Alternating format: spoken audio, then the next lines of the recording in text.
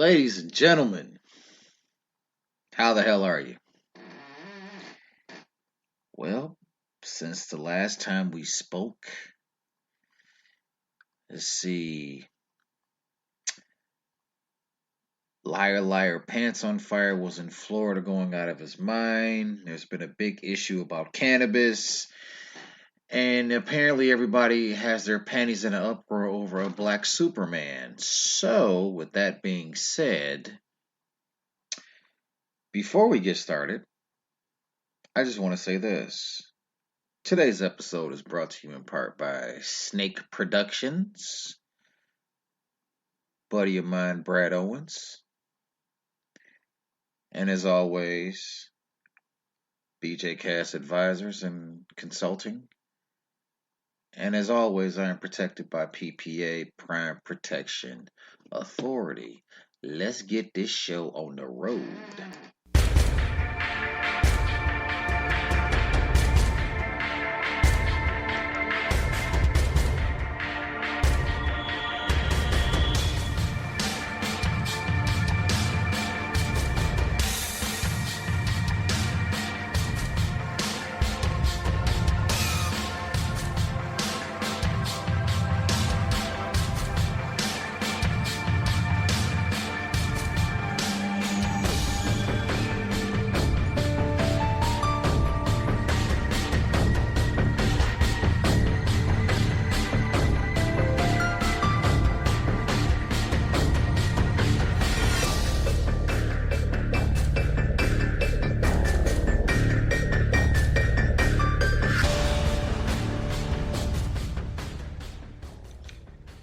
Well,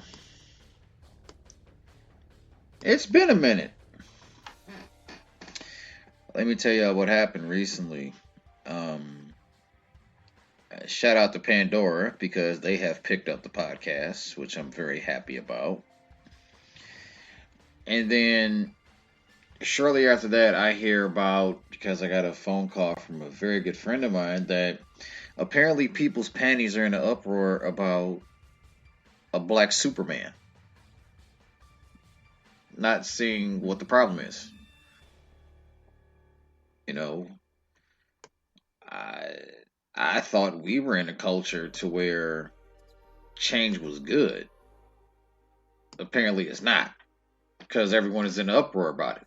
Okay, there's a black Superman. So, are we really that far gone to where if Superman was somebody else, there's a problem? I mean, I'm not a comic book person. No disrespect to those who are, but I'm not a huge comic book person.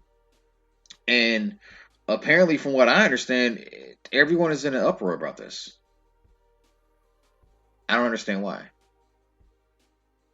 Because I'm quite sure that if the Black Hornet was a white guy, nobody have a problem with it. But since Superman is now a black guy, everyone is in an uproar. I don't know why. When did color and superheroes all of a sudden become a part of the conversation? I'm really wondering that because um, I really don't care as long as the person who's playing the superhero makes sense. Then fine. But that's neither here nor there. Apparently, I'm part of the minority. Um, most recently, the CPAC happened down in Florida, and Ted Cruz showed us just really how much of his mind he's lost by screaming Florida is awesome, which I'm sure it is. But considering that you just got busted trying to go to Cancun and get away from what just happened down in your home state that you're supposed to be a senator for. I've never understood politicians as to they're supposed to be men and women of the people, but at the end of the day, once you get elected, you can give two shits about the people. Ted Cruz is living proof of that. Actually, actually, Tannibal Lecter is um, a sure sign of that. Oh, and In case you don't know who I mean by Tannibal Lecter and Tandalorian and Fibonacci, guys like that. I'm speaking about Donald John James, whatever the hell his middle name is, Trump. That's who I'm referring to. But I said I was not going to talk about him anymore, and I'm not. What I am going to bring up is the CPAC, which basically he all but said he's going to run again in 2024. I think if the state of New York has anything to say about it, they're going to go, yeah, only place you're running is away from Bubba when we send you to federal prison. But that's neither here nor there either, because again, guilty, innocent until proven guilty. And my attitude about it is he's beaten the government twice, so who's to say that he will get out of New York alive? He may not. I don't know. I really don't care. What I want to touch on is cannabis, actually, and how people some people have a problem with cannabis, whereas I am not a person who has an issue with cannabis. My feeling is people should be allowed to do whatever it is they need to do to feel better. Whether it's smoke weed, smoke it, I don't care. Do what you need to do. And a lot of the issues that I have heard about with people in weed is that, it should be not made legal. And my feeling is, honestly speaking, if you legalize weed, I promise you some of the crime rate may get cut down. Why? Because people are going to be in another zone to even want to go commit a crime. They'll be so laid back and cool about it, they'll just say, oh, you know what, the hell with it. Some people feel like that, some people don't. Me on the other hand, I'm an advocate for it. I'm a serious advocate for it. I don't smoke, but hell, edibles are nice. Edibles are real nice. you know, you get to a point to where if you're feeling a certain way, if you're feeling some kind of pain or whatever, you'll just pop an edible, or some people might want to roll up. Let them. It's not hurting anybody. It's very simply put. If you don't want to be around it, if you don't want to smell it, or you don't want to indulge, walk away. Let that person do what they do. But some people don't feel like that. Some people feel like it's got to be control. It's got to be rules. It's got to be this, and you gotta react the way that I'm reacting. You have to think the way that I want to think. You have to act the way that I want you to act. No, see, that's the problem with people. Because I'm gonna be honest with you, not everybody is going to like me. Not everybody is going to like what I like, etc., etc., etc. But guess what? That's what makes this place so wonderful. You know what I mean? But some people don't feel like that. Some people feel like, well, if I feel like this is how this needs to happen. If I feel like that, that's how this needs to happen. And my feeling is no. Because quite frankly, if I don't want to do something, I'm not going to do it. And I can give two shits if you get mad about it or not. And that's the part that people don't get. Nonetheless, moving forward. Another thing that I want to touch on, which I've touched on other podcasts, are relationships. And there's a lot about relationships that people are starting to have an issue with. And that is, how is it that a man, you know what, scratch that. I'm just gonna get to the point of the matter. Why is it that men feel like they have to feel some form of intimidation towards a woman if that woman is doing better than him financially? That has got to be the most stupidest shit I've ever heard of in my life. Okay, so what? Her paycheck is bigger than yours. So fucking what? Rather than feel intimidated by it, why not motivate yourself to either match her paycheck or surpass it? But not everybody has that mentality like I have it, because my feeling is I have been with women that have made more money than me, way more money than me. It didn't matter. That's your money. Do what you do. Now, if you ask me my advice on some things, I'm going to give you my advice. But on the same token, if you make more money than me, congratulations.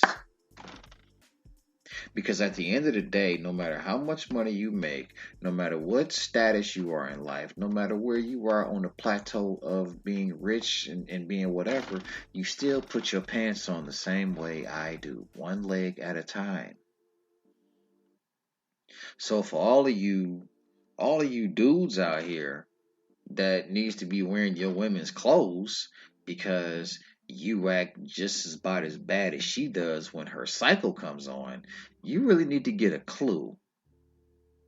Because I have seen more people sit up here and literally break a woman down to the tune of she ends up stopping what she's doing because you've broken her down to the point to where, you make more money than me and that's not right and blah blah blah blah blah. Bruh, is it her fault that you lack certain skills? Is it her fault that you lack certain things? No, that's your fault why you lack things. Okay? If you make $30,000 a year and your woman is making $130,000 a year, rather than get mad at her about it, why not just be all like, baby, what did you do to get to this plateau? Baby, what, you know, work with me, help me out here. I swear to God, it sickens me to see so many people be in bad relationships with bum ass niggas. And yes, I said the N word. Yes, I did. I'm sorry. You with bum ass dudes that you actually let infiltrate, break you down, make you feel like shit because of their shortcomings. Mm-mm. It's not how this works. It's not how this works. If anything, a woman who make more money than me, baby girl, how you do it? Show me. Teach me the game, ghost. But no, you have dudes. Excuse me. Excuse me. You have people that sit here and actually make people feel bad for being successful. You have people that are successful, and you have people of the same color trying to break them down. Excuse me. Because it baffles me how many conversations I've had with people and how many times I've had to tell people, leave him or her alone. Because a success story happens. Something that can benefit that next person. And the person that they're with is a total jack off. Like, example, if a woman gets a degree or a man gets a degree and their mate doesn't have the skills or the tools or whatever to get to that point, rather than cheer them on, why you doing that? You don't need to do all that. What you doing that for? Oh, you think you better than me? And then here we go.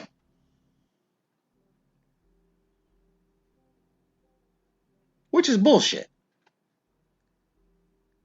Because I'm not going to be held accountable for bad choices that the other person made. Just like the other person should not be held accountable for choices that their mate made. Nobody told you to do this. Nobody told you to do that. But you did it. And because you're in the rut that you're in, misery loves company. Well, I got news for you as far as the misery loves company thing.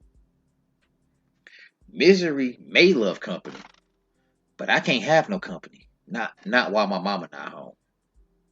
So misery can take her punk ass on somewhere. I refuse to be miserable.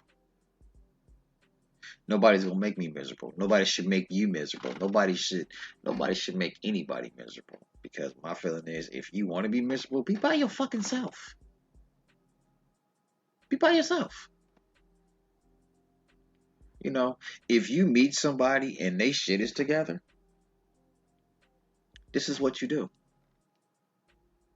Find out what levels or what part of the road that they took to get to their success, and then maybe have them help you get on that road, so that way they can grab your arm and pull you along to bring you up to their level, rather than snatch away, go on your own route, and the route that you go on is bringing the both of you down. Why? I think Cat Williams said it best. When people get to doing whatever the hell it is that they do, it's called self-esteem. It's esteem of yourself. And the $1,000,000 question that he asked during that stand-up was, how the fuck can I fuck up how you feel about you? So, if you have a fucked up disposition about you, where do you get off putting on the next person? You feel fucked up about you. Not me. You feel fucked up about you. And people who sit up here and do that stupid shit, the first thing I say to myself is, who's not special? Because y'all some special ass people. Y'all special. If you really think that being fucked up is a cool thing, and you think by doing so bring the next person down, bruh, you need to be by yourself. You need to stay by your fucking self. And I know probably people may listen to this and go, he don't know what the fuck he talking about. Fine. You can think whatever you want to about me. But ask yourself this question, do I care? No, I don't. Because the bottom line is, I have my flaws and my shortcomings, but I'm not going to put that off on nobody else. What am I going to do that for? That's stupid. I'm going to bring somebody else down because I'm feeling bad. I'm going to fuck somebody else shit up because my shit fucked up. No. If anybody has that kind of person in their life, and they try to take control of their life because the other person's life is fucked up, this is what I tell them. That's right, I'm in control. I'm in control. And quite frankly, if people not up on their job, flat out, this happens.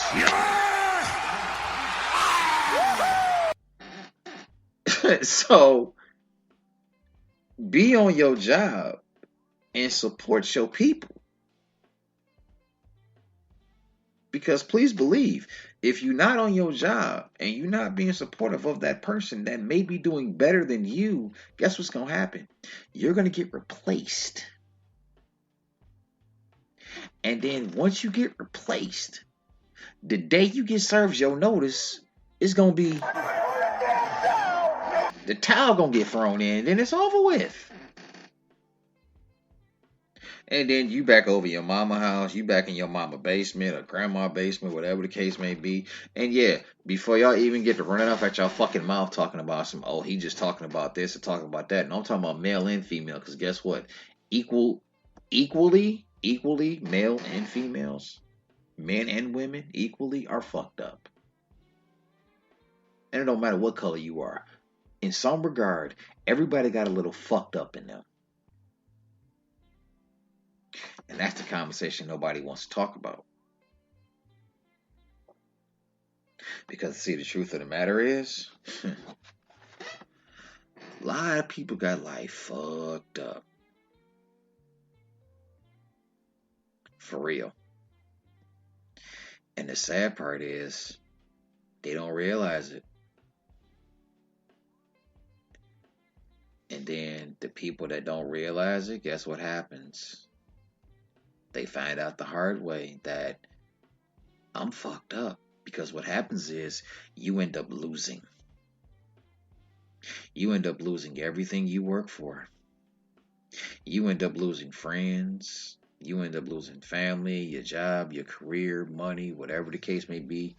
Because there's probably a lot of people out here that have lost all respect for me because of, past shit that I've done. I'll take my L. I'll take it. But then when the shoe is on the other foot, don't you notice nobody wants to take them L's? It's everybody else's fault. Finger gets pointed everywhere else except the person in the mirror. How do I know? I was one of those people. I was one of those people that pointed the finger everywhere else instead of the vision that I saw in the mirror.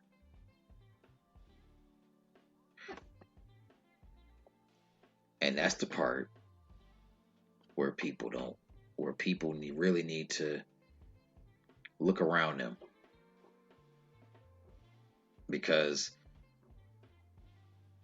would you rather recognize it yourself,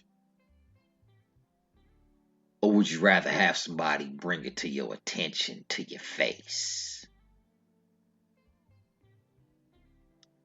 Yeah, thought so. No answer. Or, then again, maybe you have an answer. Maybe you do. But I do know this much. I do know that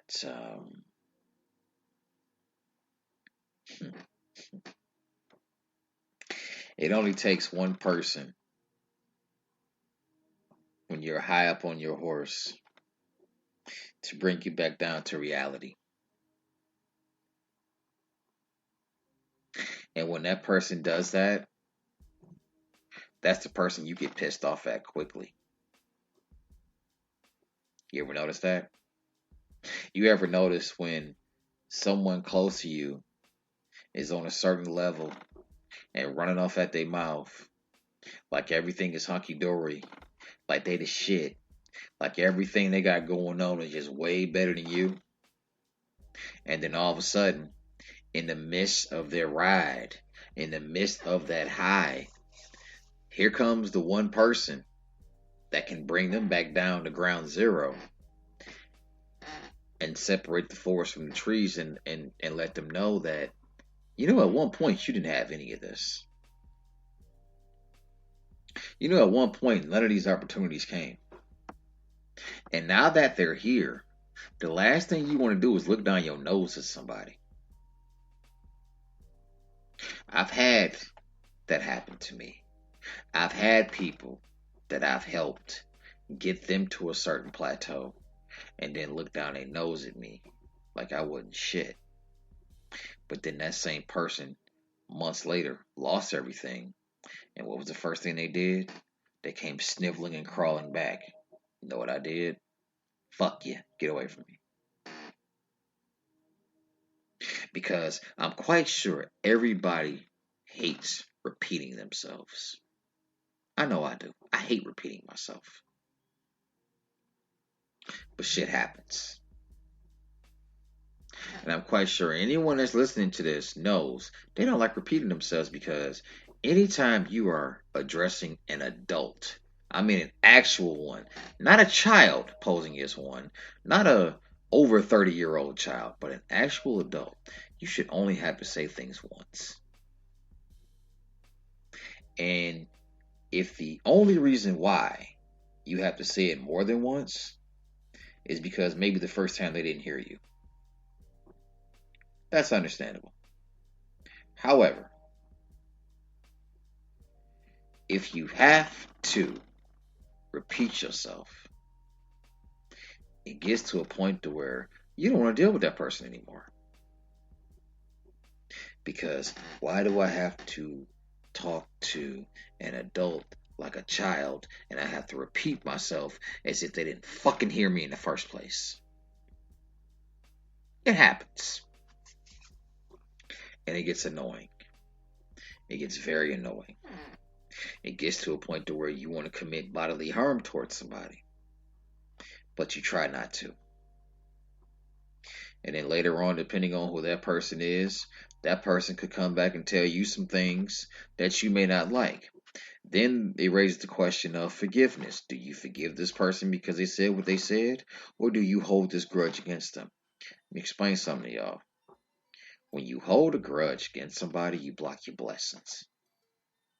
Now, I may not be a Bible toting holy roller, but the one thing I can say is this. If you do not learn how to forgive, any blessings that are meant for you, you will never get. Because, why? Because when you're bitter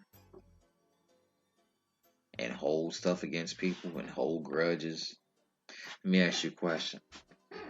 If Jesus held a grudge, you think we'd all be here? We wouldn't. Now, some things I understand are not forgivable. Some things are, some things I understand, there will never be closure. But the things that you can bring closure to, why not do that? The things that you can let go, why not do that? Why is it that some people have to make things harder than what they need to be? But you have people out here that do that. You have people out here that will sit up and just hold all kind of grudges against you. For what? They'll hold stuff over your head. They'll hold a grudge. They'll see you in the street and mean mug you and won't do a damn thing. They'll sit up and talk behind your back. They'll make your name taste like ass when somebody speaks it.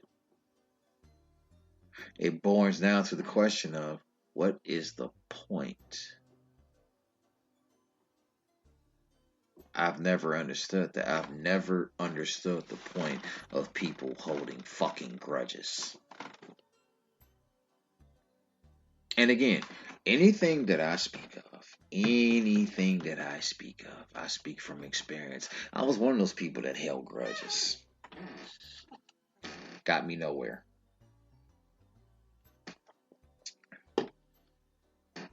And even if it did get me somewhere, it didn't.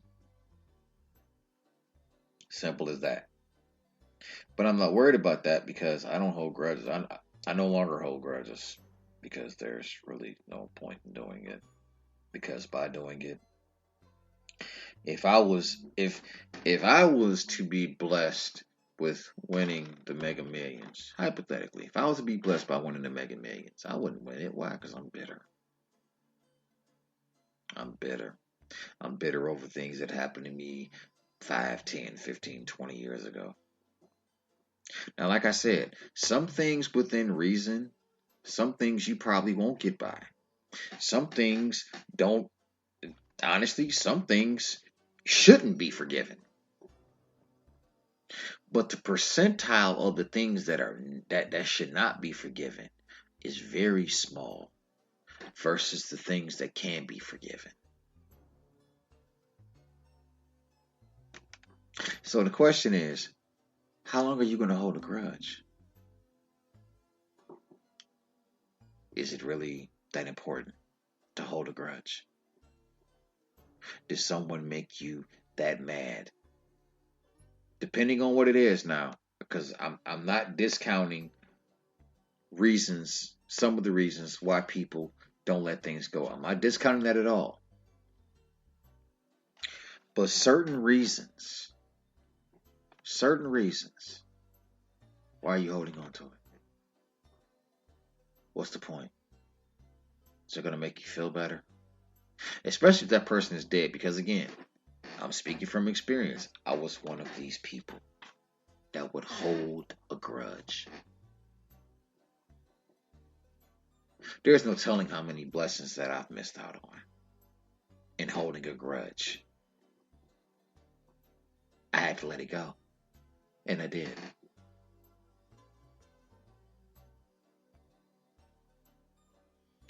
So, I would like to, again, all of you that have listened, all of you that have supported this endeavor that I struck out on a while ago now, it's gotten me to Pandora,